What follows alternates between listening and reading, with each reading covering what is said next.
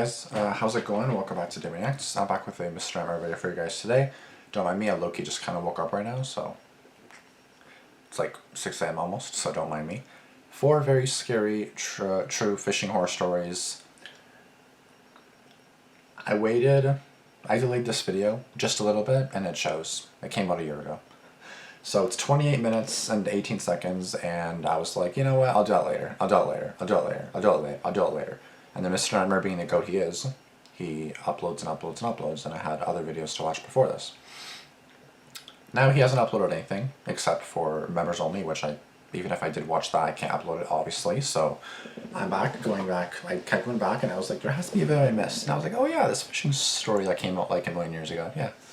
4 very scary, true fishing horror stories. 28 minutes and 18 seconds. That's why I deleted this video. That's intentionally why I deleted this video, because I was like, you know what?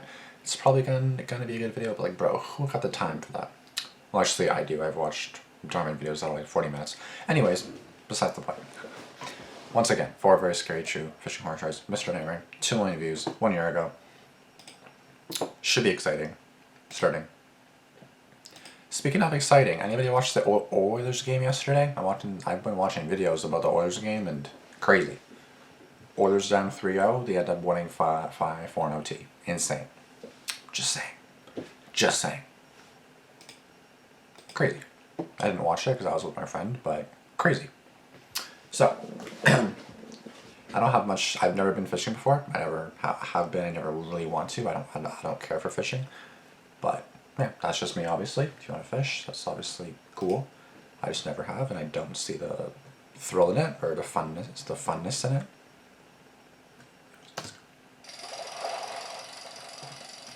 Like I thought this was a good video, but I've just been putting it off because it's so long, and I'm just like, I don't want to do a 28-minute video. There's a nice hidden lake a short walk away from my house in Parsonsfield, Maine. I've been going fishing there for as long as I've lived here. It's hidden away from any roads or houses. It has perfect privacy, and I would always... Yeah, great. Like, no horror stories are gonna happen there. Not a chance. You guys see how safe that is? ...be the only one out on the lake fishing. In fact, I would leave my kayak in the same spot by the lake whenever I wasn't using it. It was easier than lugging the thing back and forth from my house to the lake anytime I wanted to use it. I would leave it leaning up against this huge tree every time. The kayak is heavy enough to not fall over from a windstorm or anything. I also leave it covered to prevent critters from taking refuge inside. It was a warm summer's evening. I was out on the lake already for about an hour, and I'd caught a few trout already, which I'd thrown into the cooler. It was dusk at this point. The little bit of light left in the sky was disappearing behind the trees. I was going to bring it in soon, and just then, I heard sounds from the edge of the lake. I turned and saw someone standing at the edge of the water, tipping a barrel of some kind over, pouring its contents into the lake. It looked to me like they were polluting the lake with something.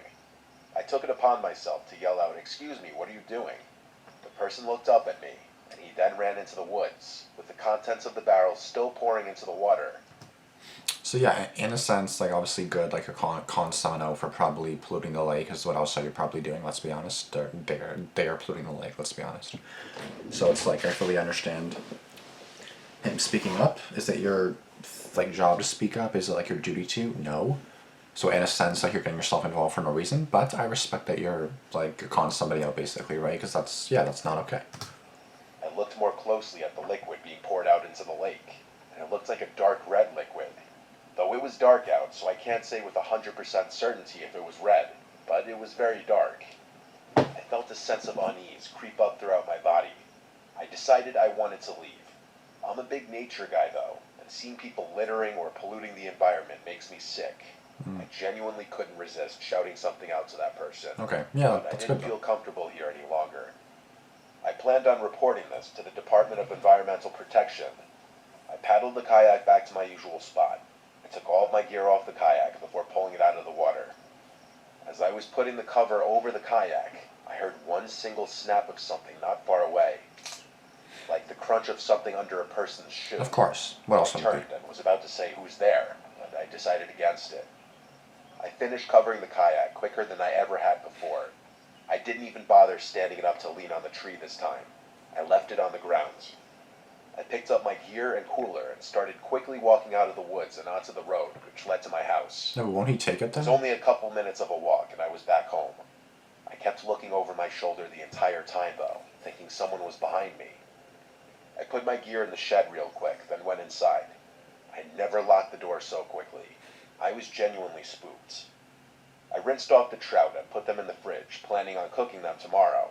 Tonight, I just heated up some leftovers. As the food was in the microwave, there was a knock at my front door. Oh, fuck. The fear and dread that I was feeling the entire walk back to the house returned in an instant. Yep. And my suspicion that I was being followed home was basically confirmed. Yeah. I mean, who else would be knocking on my door this late? Exactly. My lights were on, my car was in the driveway, whoever it was knew I was in here. I had all the shades closed though, so nobody could look inside. They knocked on the door again. The microwave beeped as the timer hit 0. I'm sure whoever was outside heard it. All the windows were cracked open, and a moment later, there was a knock now on the window, and a man's voice said through the window, "Excuse me, I think you saw me at the lake earlier. I'd just like to explain myself." I mean, okay, but like, why right now? Like, I don't know what time it is. Let's just say at least 9, 10, 11. You know what? Let's say 11:31 p.m., okay? It's 11:31 p.m. and you're at my fucking door? To explain yourself? No, bitch. No, I'm sorry. Like, another time, I'd be like, you know what? Great, appreciate it. Not now. In the daytime. 11:31 a.m., you can come back. Thank you. There was absolutely no chance I was opening the door to this person. For them to stalk me to my house told me this was a dangerous person. Yep. They repeatedly knocked on the window and kept yelling hello through it. Nope. I decided to acknowledge him now that he was getting more aggressive. I yelled, "Yo, leave or I'll call the police." I intended to either way, but it was still a threat to get him to leave. The man responded calmly now, saying, "Sir, if you could just open the front door, I'll explain everything to you." No. I repeated my threat, and I didn't hear his voice again. At this point, I shut and locked every window in the house and turned on the AC. I also made a report to the non-emergency police number, detailing both the barrel being dumped into the lake and the man coming to my house. Okay. I also made an online report with the Department of Environmental Protection. Good. Making these 2 reports honestly made me feel a little better about going to sleep that night. But thank God I'm a light sleeper. In the middle of the night, like 2 a.m., I heard a crash from downstairs. I immediately sprang out of my bed and grabbed my Glock from the closet. Damn. I heard someone's attempt at quiet footsteps coming up the creaky wooden steps. I had my Glock loaded in hand as I stood behind my dresser right by my closet. That's crazy. Like, imagine just being ready. It's like fuck around and find out. Like, literally the definition of fuck around and find out. Aiming at the door. I heard very slow creeping towards my door. My bedroom door is closest to the stairs, so it was naturally the first door that they would approach. Great. And sure enough, I heard the doorknob slowly pressed down, and then the door pushed open. I saw nothing but the man's silhouette enter the room. I flicked on the lamp next to me so he could see my gun, and I screamed, "Get on the ground now." He raised his hands in the air, and seemed for a second to be motioning for me to calm down. He had a small blade in his hand. I told him to drop it. Oh, damn, bro. I thought he had a Glock too, but okay, blade is obviously no match for a gun. Gun, yeah, boom, you're dead. Knife, you actually have to come up to me, but I'll shoot you way before that anyways. So, damn, bro, he definitely had... Well, yeah, I just wanna explain myself to you. Yeah, blade in hand for what? What's the blade for, huh? Huh? Explain myself my ass. He said calmly, "I'm leaving." He No. turned and ran for downstairs. No. I yelled at him to stop, but he clearly took the chance on me being too afraid to pull the trigger. I heard him leave through the front door. I ran downstairs to lock the front door right away and then call 911. My living room window was shattered. Glass was all over the floor. I kept my sight on that broken window until the police officers showed up. I had to explain that I already made a non-emergency report of what happened earlier. In fear of waiting too long by morning for the barrel to be gone, in the darkness, I went with 2 of the officers who showed up to my house to where I saw that man dumping the barrel into the lake. But after 20 minutes of walking around looking for it, Gone? It was gone. The man must have made sure not to leave it behind. I gave my best description of the man to the police for their report. The man was a short, bearded white man with a receding hairline and glasses, wearing a black flannel shirt and black pants. After the police left, I stayed in the living room all night with my gun next to me, watching TV. No way in hell was I going to sleep with a broken window and some nut job out there. Yeah, that makes sense. Like, that your window's kind of broken now. You can't really just go back to bed. Oh, it's fine. I'll go back to bed now. No. At dawn, my brothers came over to help me fix the window. My brother Dale stayed at the house while my other brother and I went to Home Depot to get the window and parts. Dale stayed at the house with me for a few nights till things cooled down. I'd be pissed as hell though. You're paying out of your own pocket to fix the window that you didn't even break. You know what I mean, bro? No. Mm-mm. My not so wild theory is that the barrel contained human remains, possibly dissolved in some kind of acid. Oh Why else god. would that man follow me home and then break into my house to potentially murder me? Yeah, Blade. Trust your gut if something feels wrong. I knew if I opened my door to that man, something terrible might have happened to me. 100% would have been dead. Well, maybe not because you had a gun, but still. Giant Grande. Okay. That was a good 7-minute story. Honestly, yeah. So I'm not gonna say it's bad on him to speak up because obviously he should speak up at the same time. But it's like it's none of your business. And then again, when it's typically not people's business, they don't really say anything, which I respect that too. Because it's like yeah, like honestly nowadays, like you speak up, then you get beat up. You speak up, then you get fucking shot. You know what I mean? It's just like people are people. You know what I mean? And you can't trust anybody at the same time. So it's like you really gotta be careful. To be honest, like no matter what, you gotta be careful because like you just don't know what's gonna happen, bro. I'm glad I'm watching this at like now 5:54 a.m. So you know now it's basically as you guys can see, there's like daylight pouring in a little bit because you know it's basically 6 a.m. So I feel a little bit safer now. Not like it's safe in the daytime because it's really not, but this daytime just sense of I don't know. Ever since I was a little kid, all the older men in my family would take me fishing every opportunity they got. It was like some family ritual. Okay. I, being the youngest, meant that I was next in line to become an expert, like all of them claimed to be. The ones who took it the most seriously were my dad and his brother Matthew. Claim to be. Our houses were decked out, like the ones you've probably seen on fishing shows. I won't go into detail, but if you took a step into my house, you'd instantly be able to tell my parents spend more time on the water than on the land. This is actually his story, not mine. My dad's a pretty hard guy to scare, but let me tell you, whenever he tells this story, it's like he's a different person. He doesn't like talking about it, but every so often, at a family gathering or a special occasion, one of my relatives will ask him to tell it, and he will. My dad's name is John. He was fishing with my Uncle Matthew and their close friends Rich, Jeff, and Monty. They had set out early, before the sun had even broken the horizon, heading to a remote spot they had all agreed was prime fishing territory. This place was a couple of hours boat ride from the nearest marina, tucked away in a secluded cove-type area that few bothered to explore. It was known among them for its abundant bass and the occasional pike. The day started like any other fishing trip, with the boat cutting smoothly through the mist rising off the water, everyone sharing stories and jokes over the hum of the engine. They anchored the boat in a familiar cove, surrounded by dense forest. Monty was the first to crack open a beer, even though it was so early in the morning. My dad tells me all the time that Monty is his wild friend, the one who tends to drink a little more than he should. They fished for hours, the only sound being the occasional splash of a lure hitting the water, and their own laughter. Oh, and the occasional crunch of empty beer cans that they were drinking like water.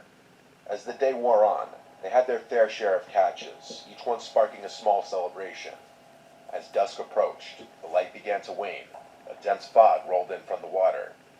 My dad describes it as the boat literally being swallowed by fog. Rich, who was the most experienced fisherman of the group, kept saying that he had never seen fog so thick. That's how unnatural it was. Fog, I hate fog. It just makes everything so uneasy, so creepy, and about fog is just, well, it's fog. It's just creepy as fuck. Jeff, the jester of the group, was almost as drunk as Monty, both of whom were seemingly unfazed by the fog that had ensnared them. It was starting to get dark. They had originally thought that they could just wait out the fog, but it didn't seem to be going anywhere. My dad and Rich agreed that Matthew should just try to drive the boat out of the cove and into the open ocean, where the fog probably wouldn't be as dense. Matthew agreed, but even though he was typically the most cautious, he only narrowly avoided colliding with the shore. He refused to risk further damage to his prized boat. They reluctantly came to terms with the fact that they'd probably have to spend the night on the boat. My dad made the point that they'd need to tell their families about the situation, And of course, they had drifted into an area of the cove that had no signal. My dad needed to handle some business at work, so neglecting the problem was not an option. He offered to go ashore in search of a signal, and Rich and Jeff said they'd join him. Matthew would stay back to guard the boat and an increasingly inebriated Monty. My dad, Jeff, and Rich made their way over to the shore and jumped out of the boat, getting slightly wet. My dad made a point of snagging the emergency flares in the boat, just in case they got lost and needed to signal Matthew to come find them. The three of them made their way into the pitch-black woods, lit only by the shine of their phone flashlights. My dad and his friends have all done their fair share of camping, so it wasn't like a forest scared them too much. They began trekking uphill, hoping that higher ground would give them a better chance of finding a signal. My dad always made a point of emphasizing how dark, yet eerily foggy the forest was. You could practically feel yourself slicing through the fog. It feels so weird. Like, so it's dark, it's like pitch black, and it's foggy. That's just so creepy, bro. Just as they were adjusting to the dense atmosphere, a series of strange clicking noises began to permeate the silence, first emerging from directly in front of them, before encircling them completely. These sounds were unlike any forest sounds they were familiar with. Yeah. It was rhythmic yet erratic, as if someone was tapping out a code meant only for the woods themselves. The distinctiveness of the noise made one thing clear: it was human-made. The realization that they weren't alone hit them like a freight train. Yep. Rich, the most seasoned of the trio when it came to outdoor survival, whispered urgently for them to turn off their flashlights. "Don't give away our position," he hissed, with a note of genuine concern in his voice. As the light switched off, the darkness became thicker than the fog. The clicking noises stopped abruptly, replaced by a silence that seemed to weigh on their chests. Time lost meaning as they stood there, frozen, unsure of their next move. I'm sure they were all thinking the same thing. The idea that they might have stumbled upon some kind of clandestine gathering or a woods cult was terrifying. Then, as suddenly as it had stopped, the silence was broken by rustling noises, this time much closer. Then I can't with like rustling noises in the middle of the night, just pitch black. You hear rustling? I'm sorry, like your life is over. It's just like, bro, I just can't, like, you're done. You're most likely done. silence again, and then a guttural scream echoed through the trees. A sound so primal and full of anguish that it rooted them to the spot. Before they could process what was happening, rapid stomping noises thundered through the woods towards them. The three men took off, back the way they had came. Acting on fear and pure instinct, my dad fired the flare gun behind them. The flare cut through the fog, lighting the woods up. For a moment, the woods were as clear as day, and the sight that met their eyes was nothing short of horrifying. Illuminated by the flare's red glow was a pack of more than 10 individuals dressed in what could only be described as tribal attire. Some of them brandished wooden spears, but the light from the flare only lasted a split second. Jeff screamed and almost stumbled, but Rich quickly grabbed his arm to keep him upright. Bro, 10 people. My dad describes this part as the most overwhelming feeling of pure terror he has ever experienced. Yep. The forest seemed to fight against them as they fled, ducking under branches and jumping over roots. By some miracle, they emerged from the tree line, panting and disoriented, but alive. They screamed at Matthew to start the engine, the urgency in their voices leaving no room for question. Matthew complied immediately, and the boat lurched forward just as their pursuers reached the shoreline. In the chaos, my dad fired the last flare into the air, back towards the shore. For a split second, as the flare's light pierced the fog, they saw their pursuers at the water's edge. It was freakish. There must have been at least 15 of them, just standing motionless at the water's edge. The flare's light faded, and it was dark again. Matthew managed to get a safe distance away, then stopped the boat again. After the engine was off, the only sounds were Jeff, my dad, and Rich's breathing. My dad says he wasn't able to process what had happened for nearly an hour. He was functioning off pure adrenaline and survival instincts. They ended up taking turns keeping watch while the others slept, and left first thing in the morning as soon as the fog dissipated. Funnily enough, Monty had passed out before everything went down and doesn't remember any of the details of that night. Holy shit. I still get shivers down my spine when I tell this story. I can only imagine what my dad must feel when he thinks back to it. Yeah, because again, it is different, like, hearing the story. Like, for example, hearing the story is obviously still terrifying, don't get me wrong. But it's like living the story is like so much worse. You know what I mean? Like you're actually living it. It's very different than just telling it. Like telling the story, just listening to it. Actually living the story is like, you know what I mean? Your life is easily on the line. 10, 15 individuals with spears. Boo you, Bob. Boo. I've been fishing for as long as I can remember. I'm almost 60 years old now. Damn. Even though I've been fishing thousands of times, I can't think of any other way I'd rather spend the rest of my life. My kids are all off living their own lives, and things around the house are quiet now. You could hear a pin drop most of the time. I love things like this, like just watching the sunset, like a time lapse. That's so pretty. Sometimes I miss the old days, being able to throw the pigskin around with my boys in the backyard, but some things just aren't in the game plan anymore. I usually fish with my pals from college, but more often than not, I found myself going at it alone, like a lone wolf. This was one of those times.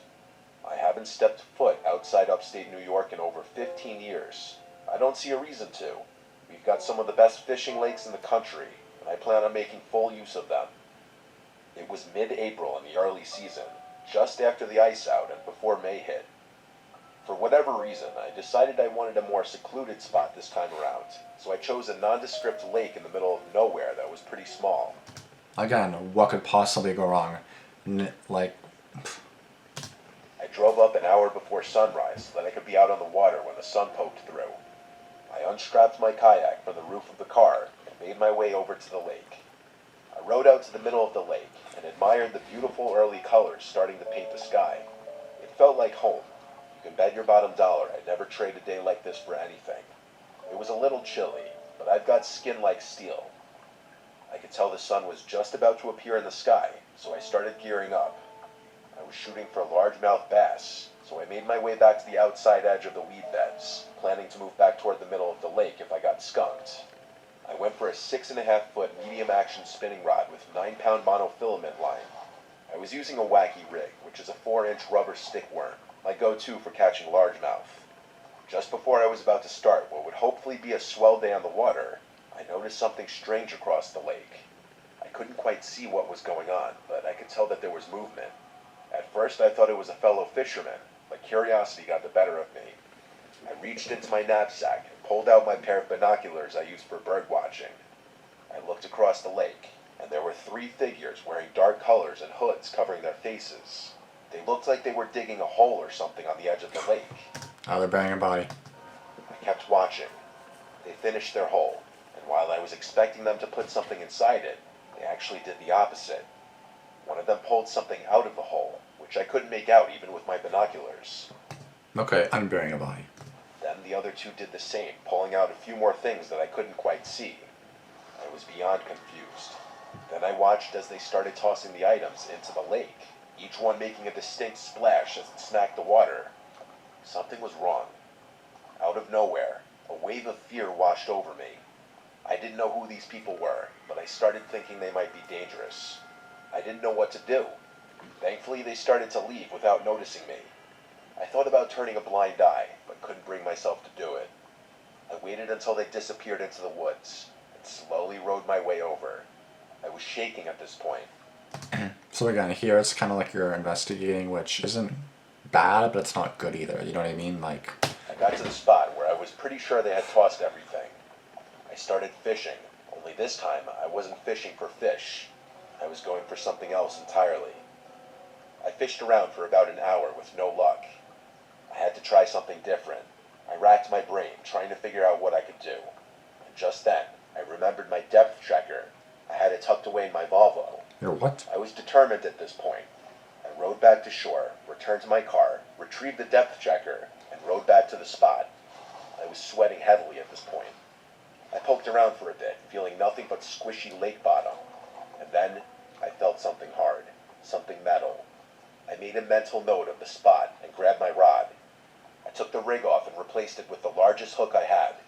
I let the spool out slowly, my pointer finger feeling the gentle movement of the line. 50 years of fishing experience was going into this one catch. I felt the slight resistance in the line. It had hit something. I moved the line around slowly, hoping hoping I'd be able to snag it on whatever was down there. After about a minute, the line tugged a little harder than was normal. I was snagged. I reeled in slowly, careful not to drop my catch. What I pulled out of the water had me shivering in my boots. I stared at the black 9mm on the end of my line. Those thugs had thrown a gun into the lake. I didn't feel safe anymore. I didn't even bother looking around for the other items. I reeled the gun into my kayak, careful not to touch it, and hightailed it out of there. As soon as I got to dry land, I called the police. They launched a full investigation and recovered several more unsettling things from the lake. I insisted on watching them conduct their search because I needed to know what was at the bottom of that lake. They found a keychain with like 7 keys on it and a bunch of old, foreign coins from different countries wrapped in a cloth. The most eerie thing they found, though, was a locket. It was waterlogged, so the pictures inside were faded and unintelligible. The police told me they'd contact me if they ever connected these dots to some kind of crime. They never called me, though. But the story didn't end there. One night, I don't remember how many days after this incident, I heard someone in my front yard say, "That was the car, I know it," and then people snooping around my yard. Oh shit. They never rang the bell or knocked on the door. Oh, so like they're saying, oh, like this is the guy that rat me out. I know it. Like this is the car. Oh shit. But I heard multiple people circling my house, and then they just left. I have no idea if it were the same people, and if they were, I have no idea if I'm being watched anytime I leave my house. You are.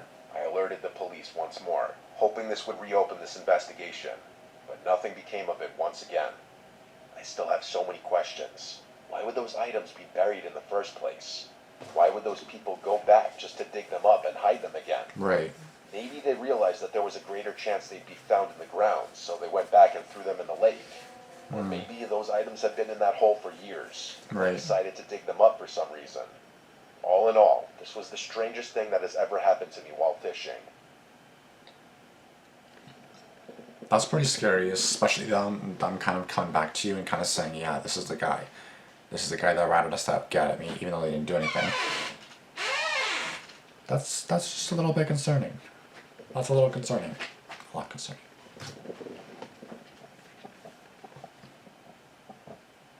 And again, like 2 of these stories so far are basically kind of like you doing something, not bad. Like you investigating isn't necessarily bad, because like you don't want to call the police and say, well, oh, I saw people putting stuff in the lake. It's like, okay, like, you know what I mean? It's like, could be anything, right? It's like, could be, I don't know.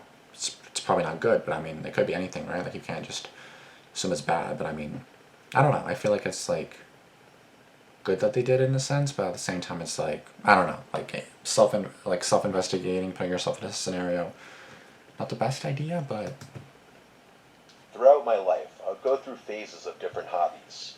I'd pick something that interests me, obsess over it for a year or so, and then find something new to keep myself entertained. yeah, it makes sense. I feel During the that. summer of 2022, I was big into fishing. About an hour's drive away is a shore house my family has owned for decades that's on the water with a lagoon and small Boston whaler. Okay. My friends and I would take frequent trips there to fish and just chill. It was the following October after summer when my 2 friends Kevin and Arian decided to hit the shore house for a weekend to try to catch some striper, as they're abundant during the fall months. Kevin was an avid fisherman, which was a big reason why I got into the whole fishing craze in the first place. Unfortunately, during this time, our boat was out of the water due to maintenance, so we'd have to fish off the beach and piers. This was no problem though, as Kevin had all the necessary rods and gear to do so. We got together on a Friday afternoon, and I drove us all down. When we got there, we fished during the day off of different piers along the inlet. Night rolled by, and only one of us had caught fish, which was Kevin, of course. It was just a small bass, though, nothing too exciting. Bummed about our luck, we decided to stay up late to fish off the beach during the night. Kevin said he knew a good beach spot about 15 minutes away, which took us down a desolate road with woods on both sides. Oh, great. It opened up into a small gravel parking area, or at least what seemed like one. Kevin said since we'd have to walk a little ways to the spot, we should take everything we need now so we won't have to go back to the car to get anything. We planned on staying up to catch the sunrise, so we packed accordingly. So you're staying up all night. Got it. We walked about 5 minutes down this path, which opened up into a massive beach. We set up camp, which consisted of beach chairs, a speaker, and 2 coolers, one filled with ice for fish and one filled with snacks, water, and beers. Kevin brought these massive fishing rods that were ideal for beach fishing, and also rod holders that you would hammer into the sand. He also had these little bells that connect to the tip of the rod to notify you of any movement. We all casted our rods, cracked a couple beers, and played the waiting game. Within 2 hours, each of us had caught decent-sized fish, which definitely lightened our spirits. We were having a great time, music blasting, knowing that no one was around on this deserted beach. Mid-conversation, Arian stopped talking, lowered the music, and jolted his head to the left. He asked if we heard that, to which we replied, "Heard what?" It looked like he was concentrating on something for a second, and then said, "I heard someone yell something." We obviously thought he was hearing things or just joking with us, but he insisted he heard someone yell out something that sounded like a yo or a hey. Either way, it seemed unlikely, given that we were on some hidden beach at like 1 a.m., so he quickly forgot about it, and our conversation resumed. It definitely made us more aware, though. A couple minutes later, right after I cast in a fresh hook, I noticed something out of the corner of my eye. There was something on the beach in the distance, but I couldn't see what exactly. The others noticed it too. As it got closer, we realized what it was. A person walking towards us. We grew silent and turned off the music. He came up to us. It was a middle-aged white man, maybe 40 or 50. He was wearing a dark blue jacket with a hat and hood up. The way he walked up to us was really sketchy, and he had this intimidating look on his face. We said, "What's up?" kind of awkwardly. He just eyed us down for like 10 seconds and then said in a low voice, "What are you boys up to?" It was pretty apparent what we were up to. Kevin said we're fishing, and he let out some grunt of acknowledgement and nodded his head. He didn't say a word after that and just stood there, looking at us, and then the rods, and then the water. We shot each other looks, thinking he was going to try and rob us. Right. There's no way he could have taken on the three of us, though. The bell on one of our rods broke the silence, notifying us that we had potentially hooked a fish. I said we got one, kind of directed at everyone, but mostly that weird guy in hopes that I would get some response out of him like a normal person. I walked over to the rods and reeled in a small striper. When I went back to unhook the fish, that man had turned around and left. We watched as his dark silhouette faded away into the night. We made sure that we had all of our belongings, then sat and just talked about how odd that encounter was. I feel like I wouldn't, like, even though he didn't do anything, I definitely feel unsettled, and that's an unsettling scenario, right? Like, you don't know what he's up to, you don't know who this person is, like, no. He left without harming us, though, so we concluded that he was just some weird man who is now thankfully out of our business. For now. We kept the music off just to be cautious, and cracked a few more beers as our conversation transitioned to different topics. At one point, while staring into the horizon, I thought I heard something in the distance. Siren? It took me a second to realize what it was, but when I did, my heart dropped. It was a car alarm. I knew it was mine. It was the only car in that lot. Oh, I didn't even think about that. I was like, a siren? Like, oh, that's a car alarm. Oh, no. And no houses were out there for probably miles. We started panicking and decided to run back to the car, leaving all of our stuff behind. It took us a couple minutes to get there, and when we did, I was completely distraught. My tires had been slashed, and my driver's side window had been shattered. Fuck. I got on my phone with the police immediately and told them my location and situation. The operator asked if I knew who may have done it, and we said some sketchy guy came up to us as we were fishing. She asked if I knew where he went, and I said no. Just as I said this, we heard rustling in the woods around us. Oh my god. See what I mean? Like, everything seems fine. Like, he just seems creepy. Like, obviously unsettling, whatever. Yeah, it's fine. He's not going to do anything to us. He just stepped into your car. My heart rose into my throat. I felt trapped. We frantically ran like 200 yards down the road and hid in the trees. I told the operator this, and she said to stay hidden and keep quiet. Within 10 minutes, we saw 2 cop cars speed past with their lights on. We ran back to the car and saw 3 officers searching the area. Multiple things had been stolen, including my wallet, some cash that was in the glove box, and the remainder of Kevin's fishing gear. Damn. They found a large knife lying on the ground nearby, which they took for fingerprints and evidence. Fuck. I told them the whole story with my adrenaline still pumping. They said we were smart to run away and hide, as it's very likely this man meant us harm. Those words made me appreciate my life so much more. The officers made us feel safe, and and were nice enough to help us pack up the equipment and carry it back. They took down our information and gave us a ride back to the house. We stayed up all night reflecting on what had just happened. That morning, Arian got us a ride up north, and I picked up my car from the shop a few days later. To this day, this is by far the most frightening experience I've ever had. What was supposed to be a normal fishing trip became a terrifying ordeal that cost me hundreds of dollars worth of damages. I never got a call back from the police, meaning that guy is probably still out there. Needless to say, I gave up fishing as a hobby and haven't touched it since. Damn.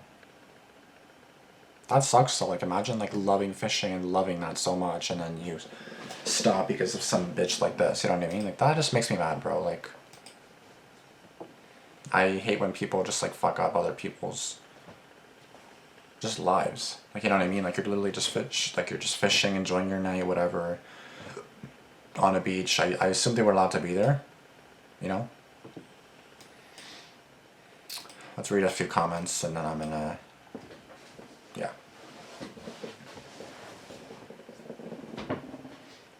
The guy in the first story left the lake as soon as he saw a potential threat of the man, proceeded to stay aware from his surroundings, didn't open the door when he had a bad feeling, had a weapon near himself when his life was at risk, and made his presence aggressive, made reports to proper authority, spent the next days continuing to stay precautious. Smart choice after smart choice led him to the best case scenario, unlike a lot of other people in these stories. Be like that man. Yeah, so I'm pretty sure that was the one that he kind of investigated, or no, I already forgot the first story. He did screw up one thing though. That guy broke in his house to eliminate a witness. Now a man that's probably never been caught will do something shady again in the future. Give a man a fish, he'll eat for a day. Watch a guy throw a gun into a lake and he'll never fish at that lake again. Yeah, pretty much. Number one, nice to hear a story where the protagonist has a lick of sense and is properly armed out in the wilderness. Yeah, exactly. Because without that gun, if I'm not mistaken, I think I know the story now. He had a gun pointing at the door. He was, just like waiting for someone to enter. He did, and then said get on your knees or whatever, put your hands up, and then yeah, right? That's great. As an old man that wanders the forest alone at night, I wonder if people are terrified of me. Well, yeah, maybe you're going to be the one getting terrified soon by somebody else. Bro, scream at 12:26 scared the hell out of me, terrified the hell out of me. Glad OP is dead, and a few other boys got out of the danger zone. Yeah, these want to say like really good stories, and like they're horrifying. You know what I mean? Like, you're literally just enjoying your night. That's all you're doing. Enjoying your night, enjoying your evenings, enjoying your weekends, like whatever the story was. And then people just have to fuck it up by stealing stuff, by like breaking into your house, by like breaking into your car. Like, it's just terrifying, bro. Was way too nice. I've been shooting the moment I heard the window break. Terrifying. Imagine what would have happened if they didn't get back to the boat in time. Making the past 8 years of my life filled with fright and entertainment. Never retire. Period. Two more comments. I'm not gonna lie, because of Mr. Nightmare, I've learned so many survival instincts lessons in my life. Just hearing these stories made me realize how scary the world is. 100%, bro. This man has really saved my life so many times, so thank you so much. Recently had my newborn and can't wait to show him Mr. Nightmare videos so he can be smart and self-aware of this world. Truly, man, thank you. You have no idea how these stories have changed my life over the years. I remember your very first videos, especially them pizza deliveries or them true creepy stories from the bottom of my heart. Thank you. Oh, that's a sweet comment, not gonna lie. Lesson 1, carry a firearm. For real though. I've been watching your channel for about 5 years now. I don't like listening to other horror storytelling channels because the way they try to make their voice sound scary. You tell a story without trying to make it sound scary, but it still always frightens me. You're good at what you do. I was never into horror until discovering you. I'm a very loyal subscriber for a long time. I would just search you on Safari every day to watch your videos. Eventually I downloaded YouTube just to watch your videos and get notifications when you upload it. I watched every single one of your videos, some of them multiple times. I've been watching you since elementary school. I'm in middle school now, and when I get to high school I hope you'll still be uploading. Never quit where you're due. You're amazing. Well, yeah, honestly, these comments would be so great to hear. Like, you know what I mean? Fishing alone at night is a horror story itself. Exactly. Like, being alone, like, bro, nighttime itself is just a horror story. I'm not gonna lie to you guys. Like, just being, and not even being outside, just at nighttime is a horror story, I feel like.